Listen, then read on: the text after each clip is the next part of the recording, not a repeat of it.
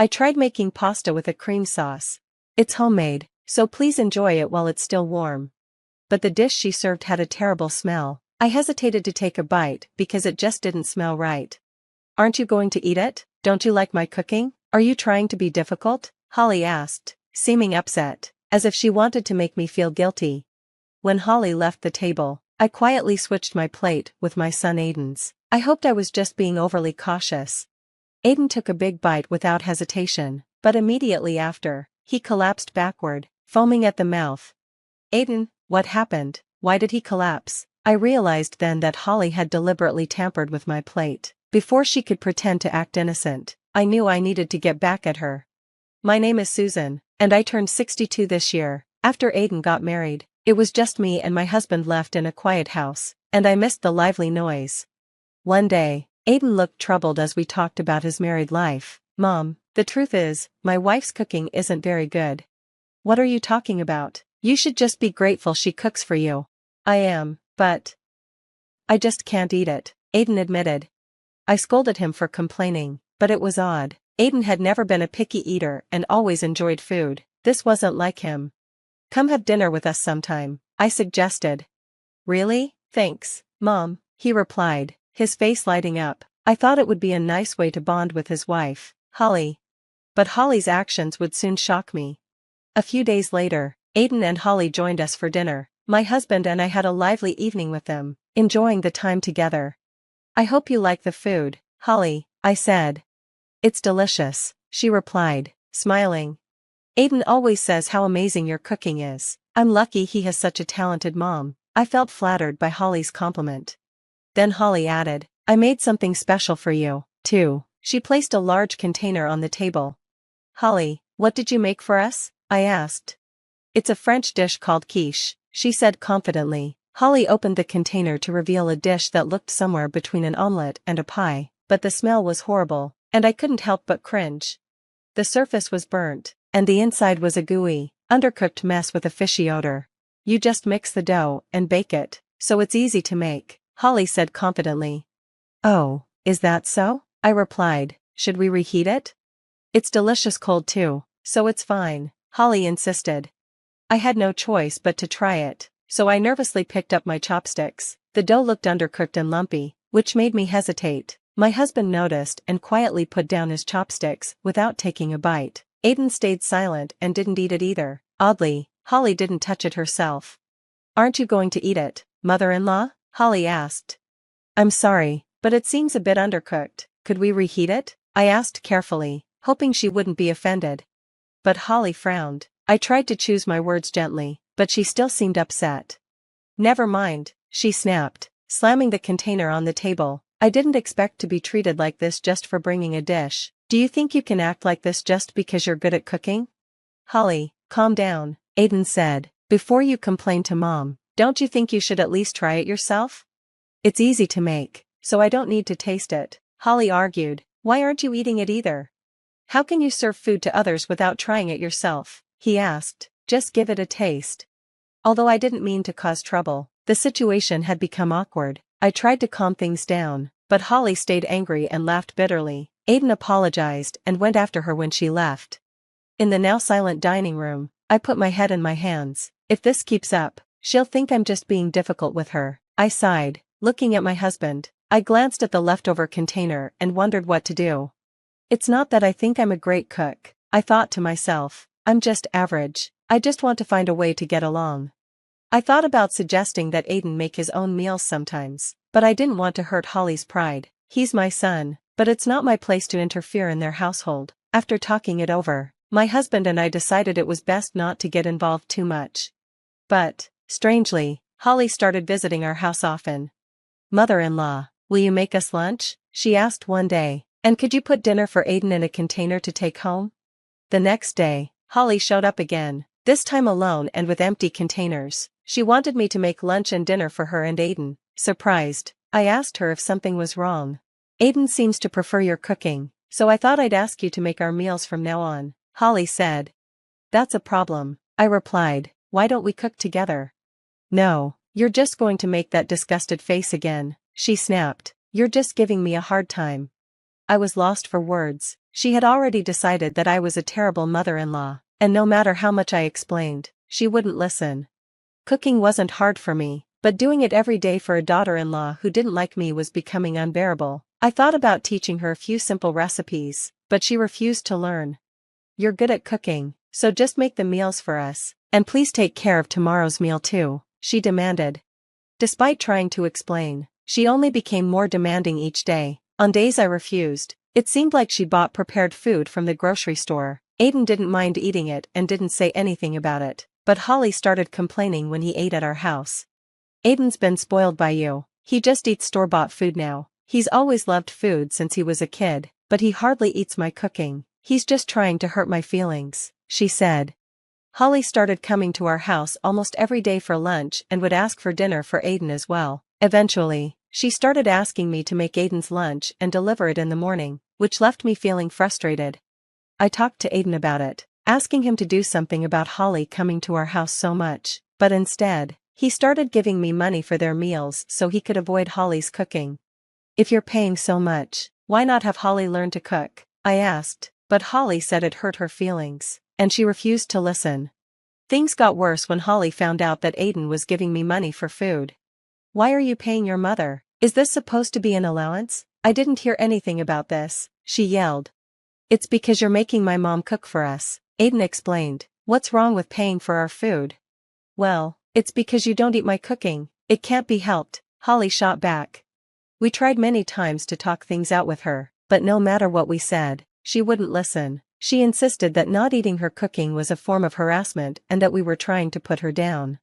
Eventually, I decided I wouldn't cook for them anymore, which seemed to settle things, but Holly still wasn't happy about it. I didn't want to get involved any further, so I told them they would need to resolve the issue themselves. A few weeks later, Holly came to our house again on a quiet afternoon. I tensed up when I saw Holly at the entrance, but this time, Aiden was with her. "I want you to teach me how to cook," Holly said. She finally agreed to learn. "Please, just this once," I replied, relieved that we were finally making progress. I led them to the kitchen, thinking everything would work out. Holly said she had brought her own ingredients and seemed more motivated than before, but when I tried to help, she suddenly kicked me out of the kitchen. Then, for some reason, she also kicked Aiden out. We exchanged worried glances, but Holly said, "I can't concentrate if I'm not alone," and refused to listen. A few minutes later, she called us back to the living room. She had made pasta and served it to us. It seemed like it wasn't cooked for long enough, so I tried to check in the kitchen, but Holly stopped me. "I want you to teach me how to cook," Holly said. She finally agreed to learn. "Please, just this once," I replied, relieved that we were finally making progress. I led them to the kitchen, thinking everything would work out. Holly said she had brought her own ingredients and seemed more motivated than before, but when I tried to help, she suddenly kicked me out of the kitchen. Then, for some reason, she also kicked Aiden out. We exchanged worried glances, but Holly said, "I can't concentrate if I'm not alone," and refused to listen. A few minutes later, she called us back to the living room. She had made pasta and served it to us. It seemed like it wasn't cooked for long enough, so I tried to check in the kitchen, but Holly stopped me. "Mother-in-law, what's wrong? Please try it while it's still warm," she said. I hesitated. The pasta with cream sauce didn't look as bad as before, but when I mixed it with a fork, I noticed strange objects in the sauce. At first, I thought it was something like leftover dough, but it smelled like an air freshener. Aiden tried it next to me. He looked surprised and said, "It's delicious." He seemed genuinely impressed. "Wow, it's good, Holly. You've learned to make this kind of food?" Holly replied, "I always cook properly. Even my mother-in-law won't refuse it." Aiden laughed and said, "Mom, it's just normal pasta," but usually, Holly would yell at him for such a rude comment. This time, though, she didn't care and just urged me to eat quickly. The more I mixed the pasta, the stronger the strange smell became, and I hesitated. "Why won't you eat it? You just want to make me look bad, right?" Holly asked. "No, that's not it," I started to say, but then Holly's phone rang, and she hurried out of the room to take the call.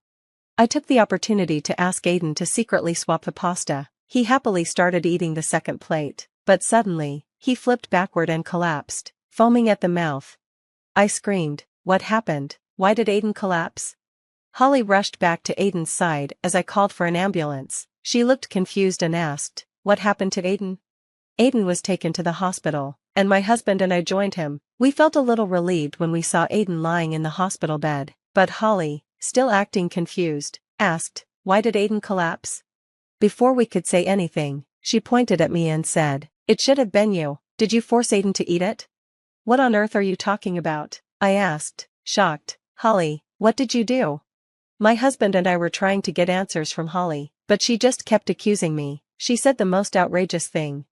"You insulted my cooking, so I thought I'd get back at you," she said coldly. "Get back at me?" I asked, confused. She continued, "It's also my mother-in-law's fault that Aiden won't eat my cooking. Aiden has always been on her side." Neither Aiden nor I had ever tried to do that, but Holly seemed to think we hurt her feelings. "Yes, you did," Holly replied. "That's why I thought everything would be peaceful if my mother-in-law wasn't around."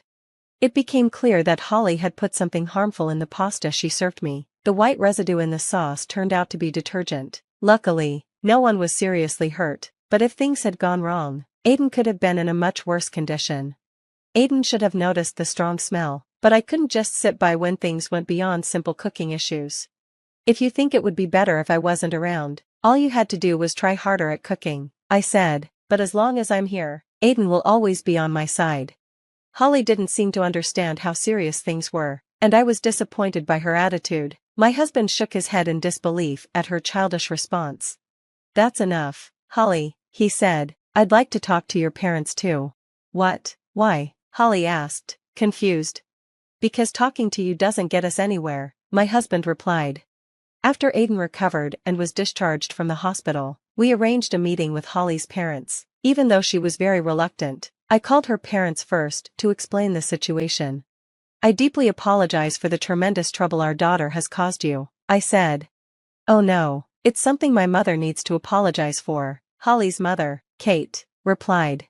"That's right, it's my mother-in-law who should apologize," Holly added. Every time Holly spoke, her mother gave her a stern glare, making her lower her head. Kate's strict attitude made me wonder if Holly's behavior was a result of her upbringing. "We'll cover the medical expenses," I said. "If there's anything else we can do to make amends, please let us know." "Stop it, I'm not paying anything," Holly snapped. "Holly, can you tell me why you did such a thing?" I asked. As she did in the hospital, Holly blamed me, saying that Aiden only ever took my side. "I didn't force Aiden to side with me," I replied. "I just took over cooking because you wouldn't do it." At this point, I had had enough. I showed Kate a photograph. "What's this?" Kate asked, looking at the picture. "This is a dish Holly brought to our house," I explained. "She says it's called quiche." Kate stared at Holly in shock and began scolding her harshly. Holly tried to make excuses, but Kate didn't let her off the hook. Holly lowered her head in silence as her mother continued to lecture her. We didn't even have a chance to speak.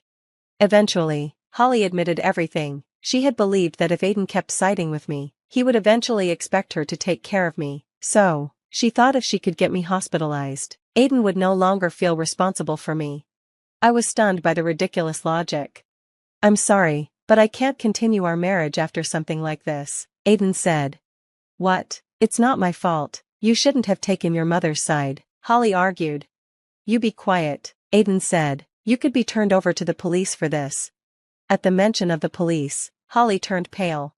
Although there was some trouble with compensation and hospital fees, Kate promised to make Holly pay for what happened, and the situation didn't escalate further. Holly acted immature for a while, but she seemed to feel down after Aiden told her, "I can't be with you anymore." I later learned that Holly's parents, who she claimed she didn't get along with, were actually professional chefs. Holly had been scolded by them for her unorthodox cooking ideas. After getting married, she started cooking however she wanted without any guidance. Aiden told me that her parents were furious, especially her father, who we didn't meet during the discussion. He was so angry that he began teaching Holly the basics of cooking in a process he called bridal training. This made me realize that I needed to teach my son basic household skills too. Aiden, while enjoying having someone cook for him, started making simple dishes on his own. He even asked me to teach him how to cook, and sometimes he comes over to cook meals with me. For some reason, my husband also became interested in cooking, and the three of us now enjoy cooking together. Sometimes, I let them handle the cooking while I relax.